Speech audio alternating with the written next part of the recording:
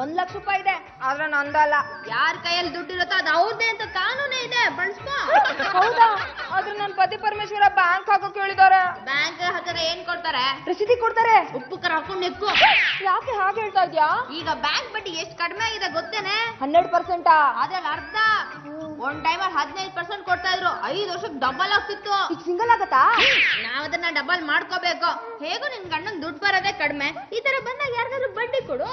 ಬಡ್ಡಿಗ ಬೇಡಪ್ಪ, ಬಡ್ಡಿ ಕೊಟ್ಟು ನಾಮ ಹಾಕ್ಸ್ಕೊಂಡಿದ್ದಾಗಿದೆ, ನಾನ್ ಬಡ್ಡಿ ಕೊಡಲ್ಲ. ನಾವ್ ಈ ತರ ಹೆದರ್ಕೊಂಡ್ ಕೂತ್ರೆ 6 ಕೇಳಲ್ಲ 3 ಕಿಳಿಯಲ್ಲ. ಹೈಟಾ? ಇಲ್ಲ ಫೈಟು.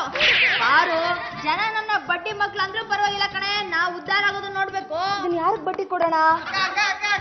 ಕಮಲ ವಿಮಲ ಚಂಚಲಾಗ ಅರ್ಜೆಂಟ್ ಆಗಿ 1 ಲಕ್ಷ ರೂಪಾಯಿ ಬೇಕಂತ ಯಾರ ಬಡ್ಡಿ ಕೊಡ್ತಾರ ಅಂತ ಕೇಳತ್ತಿದ್ರೆ. ಬಾರು ಟೈಮ್ ಅಂದ್ರೆ ಇದು ಕಣೆ, ಅವ್ರಿಗೂ 1 ಲಕ್ಷ ಬೇಕು, ನಿನ್ ಹತ್ರನೂ 1 ಲಕ್ಷ ಇದೆ.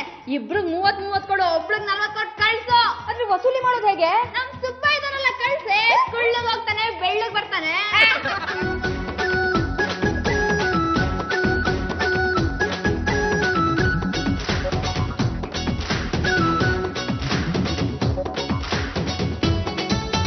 ತಗೊಳ್ಳಿ, 1 ಲಕ್ಷ ರೂಪಾಯಿ ಇದೆ. ನೀವ್ 30, ನೀವ್ 40 ತಗೊಂಬಿಡಿ. ಪಾರ್ವತಿಯವರೇ, ಮುಂದಿನ ತಿಂಗಳು ಇದೇ ತಾರೀಕು ಸೂರ್ಯ ಹುಟ್ಟಕ್ಕಿಂತ ಮುಂಚೆ ನಿಮಗ್ ಬಡ್ಡಿ ಕೊಟ್ಬಿಡ್ತೀವಿ. ಗುಂಡಣ್ಣವ್ರೆ, ಅವ್ರು ಶೂಟಿಂಗ್ ಹೋಗಿದ್ದಾರೆ, 2 ದಿನ ಬಿಟ್ಟು ಬರ್ತಾರೆ. ಅಯ್ಯೋ, ಅರ್ಜೆಂಟ್ ಆಗಿ ನನ್ನ ಫ್ರೆಂಡ್ಗೆ 1 ಲಕ್ಷ ರೂಪಾಯಿ ಬೇಕಾಯ್ತು ಮೇಡಮ್ ನವ್ರೆ, ಅದಕ್ಕೆ ಕೇಳೋಣ ಅಂತ ಬಂದೆ. ಬಡ್ಡಿ ಕೊಡ್ತಾರಾ? ಅಯ್ಯ, ಅವನ ಹೆಸರೇ ಬಡ್ಡಿ ಬಾಲು ಅಂತ. ಹಲೋ ಹಲೋ ಕಮಲಾ, ನಾನ್ ಪಾರ್ವತಿ ಮಾತಾಡ್ತಿರೋದು. ನೀವ್ 1 ತಿಂಗಳಲ್ಲಿ ದುಡ್ಡು ವಾಪಸ್ ಕೊಡ್ತೀನಿ ಅಂತ ಹೇಳಿದ್ರಲ್ಲ, ನಾನ್ ತುಂಬಾ ಕಷ್ಟದಲ್ಲಿದ್ದೀನಿ. ಬಡ್ಡಿ ಅಸಲು ಯಾವಾಗ ವಾಪಸ್ ಕೊಡ್ತೀರಾ?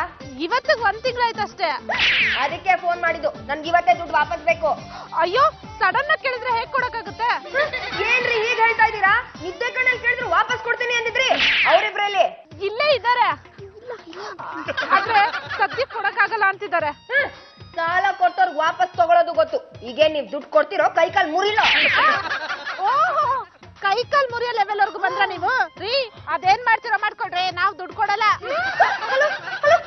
ಅಸಲು ಬಡ್ಡಿ ವಾಪಸ್ ಕೊಡಿ ಅಂದ್ರೆ ನನಗೆ ಆವಾಜ್ ಹಾಕ್ತೀರಾ?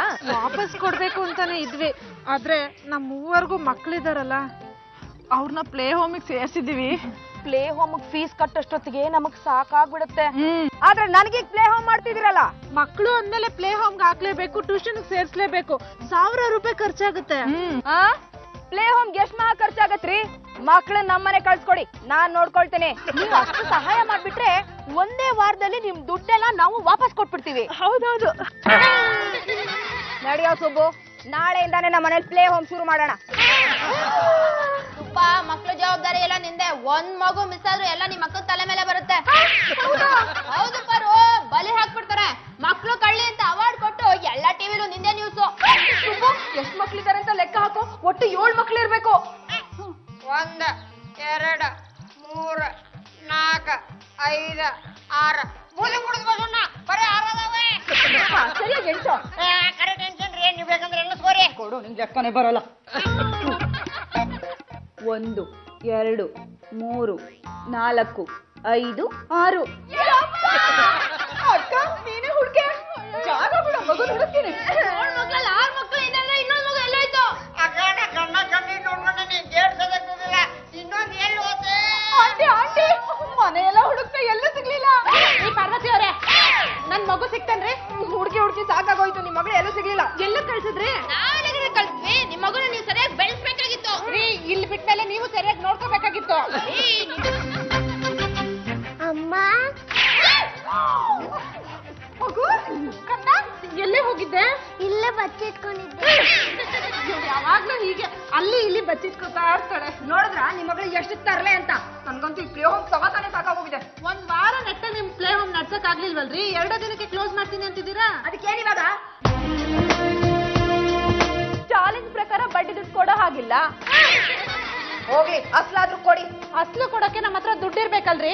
ಮತ್ತೆ ಮಕ್ಕಳನ್ನ ಕರ್ಕೊಂಡೋಗಿ ಹಳೆ ಪ್ಲೇ ಹೋಮ್ಗೆ ಹಾಕ್ಬೇಕಾಗತ್ತೆ. ಹಾಗಾದ್ರೆ ಎಲ್ರು ಕೇಳಿಸ್ಕೊಳ್ಳಿ, 1 ವಾರದಲ್ಲಿ ಎಲ್ರು 20% ಬಡ್ಡಿ ಕೊಡ್ಬೇಕು. ರೌಡಿಗಳನ್ನ ಕರ್ಸಿ ಕೈ ಕಾಲು ಮುಗಿಸ್ತೀನಿ.